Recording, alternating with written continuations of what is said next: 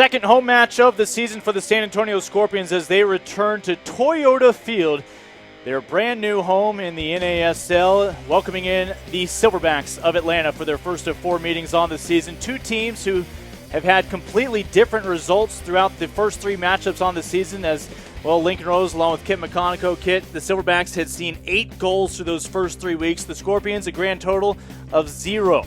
Well, that would change as just outside of that 4th minute, Richie Menjivar of the Silverbacks was able to strike for the first and opening advantage. That's exactly right. Menjivar with the first goal of the game, putting the Silverbacks up 1-0 and really putting the hearts of the Scorpions fans in their throats. Well, it'd be 15 minutes later that Hans Dennison would bring every fan who had made their way to Toyota Field to their feet as Dennison in the 20th minute found a beautiful touch from Javier Saavedra, the veteran who made his first start on the year and made his 20 minutes out there on the pitch worthwhile.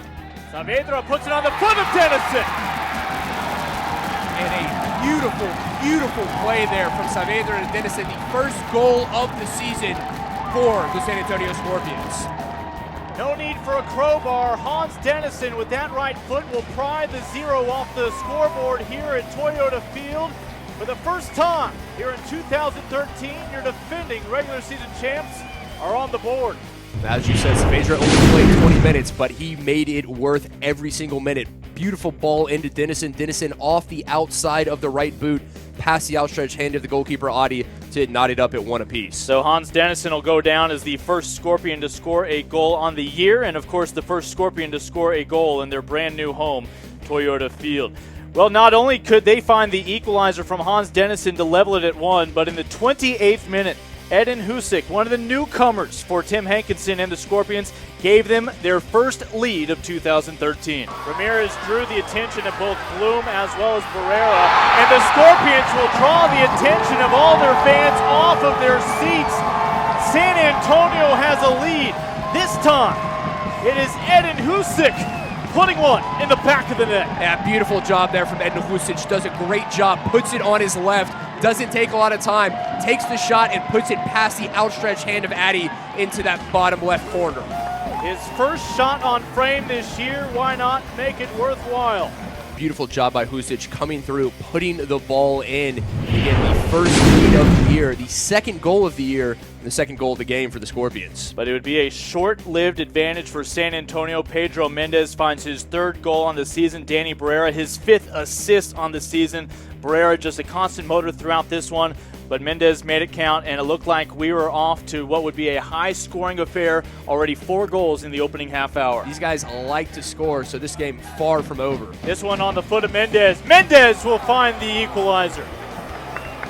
Well, I might have jinxed us there, and for that I apologize, saying this game far from over. Now I'll knot it up at 2, just not even 30 minutes into this match.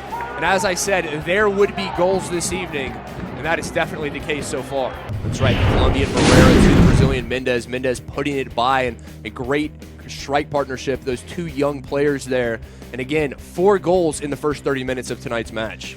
Well, it'd be a little deceptive because despite the fact that neither team was willing to slow down, the scoreboard operator would essentially be able to take the final 60 minutes off for the rest of the evening as, well, no more goals for the remainder of this one. Plenty of action back and forth. San Antonio and Atlanta would each dip into their respective benches. The Scorpions would insert Patrick Phelan, the new father, as well as Esteban Bayona, looking for some added offense for the final 20 minutes. But when it was all said and done, Pat Hannigan, sitting on 7 saves, would be called upon for one final punch-out to seal the point for the Scorpions and the draw outcome.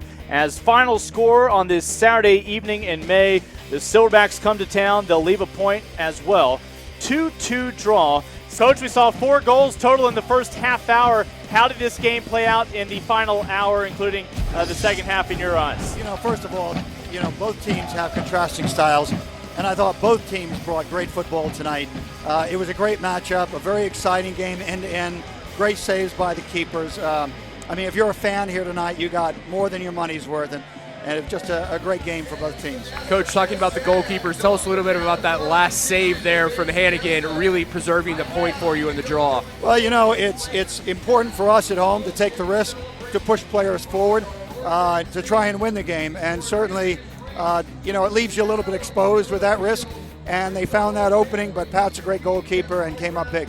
Silverbacks will now head off to take on their next opponent on the road at FC Edmonton. Scorpions will stay in the States but travel out to take on Carolina on Saturday.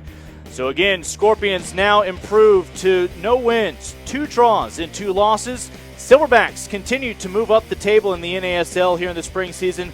Now 2 wins, 1 draw, and a single loss.